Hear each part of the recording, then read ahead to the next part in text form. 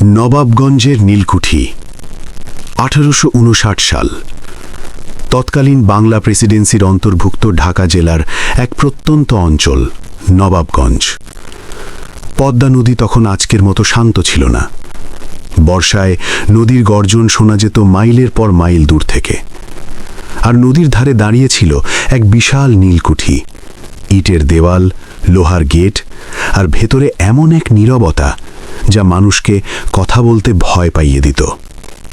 ইংরেজ নীলকর হেনরি উইলসনের কুঠি। দিনের বেলায় জায়গাটা ছিল ব্যস্ত।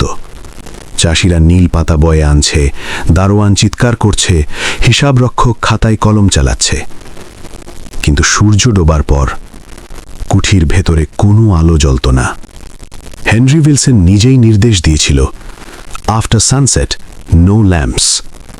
কারণটা কেউ জানত না। নীল চাষ আর নিঃশব্দ কান্না।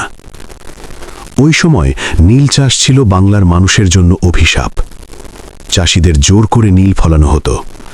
ফসলের দাম ঠিক করত ইংরেজরা। কেউ প্রতিবাদ করলে বেত, লোহার শিকল, কখনো গুলি। নবাবগঞ্জের মানুষ মুখে কিছু বলতো না, কিন্তু রাতে নদীর পাড়ে বসে তারা কান্না করত। লোকমুখে একটা কথা তখনই ছড়াতে শুরু করে, কুঠির ভেতর রাতে কেউ হাঁটে। প্রথমে সবাই হাসত, তারপর একদিন হাসি বন্ধ হয়ে যায়। নবাবগঞ্জের নীলকুঠি 1859 সাল তৎকালীন বাংলা প্রেসিডেন্সির অন্তর্ভুক্ত ঢাকা জেলার এক প্রত্যন্ত অঞ্চল নবাবগঞ্জ। পদ্মা নদী তখন আজকের মতো শান্ত ছিল না। বর্ষায় নদীর গর্জন শোনা যেত মাইলের পর মাইল দূর থেকে। আর নদীর ধারে দাঁড়িয়েছিল এক বিশাল নীলকুঠি, ইটের দেওয়াল, লোহার গেট, আর ভেতরে এমন এক নীরবতা যা মানুষকে কথা বলতে ভয় পাইয়ে দিত। ইংরেজ নীলকর হেনরি উইলসনের কুঠি। দিনের বেলায় জায়গাটা ছিল ব্যস্ত। চাষিরা নীল পাতা বয়ে আনছে, দারোয়ান চিৎকার করছে, হিসাবরক্ষক খাতায় কলম চালাচ্ছে। কিন্তু সূর্য ডোবার পর কুঠির ভেতরে কোনো আলো জ্বলত না।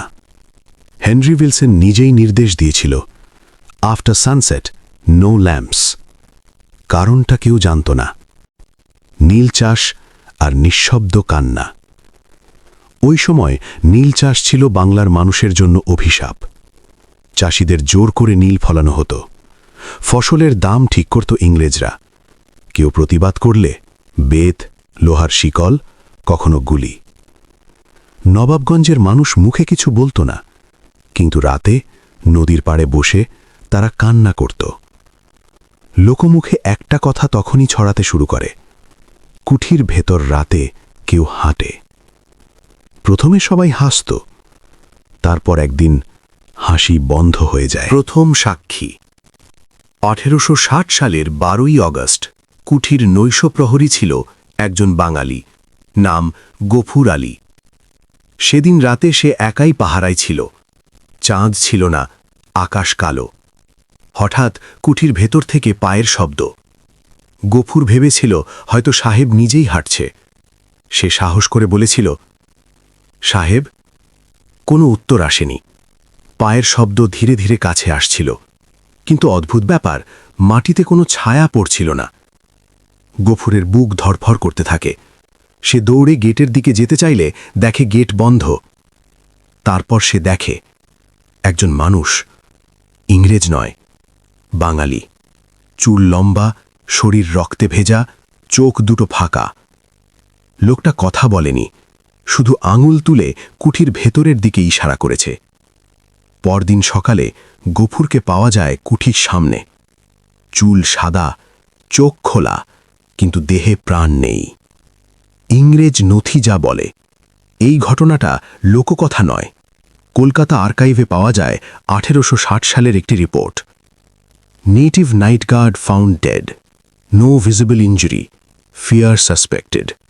ইংরেজরা ভয় শব্দটা লিখেছিল, কিন্তু ভয় কিসের? হেনরি উইলসনের গোপন কক্ষ। কুঠির ভেতরে ছিল একটি বন্ধ ঘর, কেউ ঢুকতে পারত না। চাষিরা বলতো, ওখানে মানুষ ঢুকে আর ফেরে না।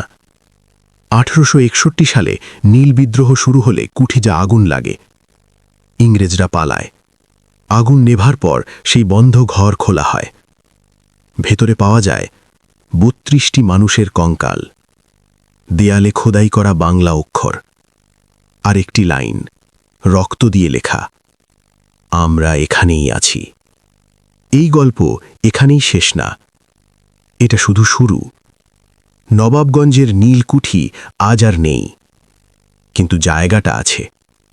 আর স্থানীয় মানুষ আজও বলে, রাতে গেলে কেউ না কেউ তোমার পাশে দাঁড়াবে।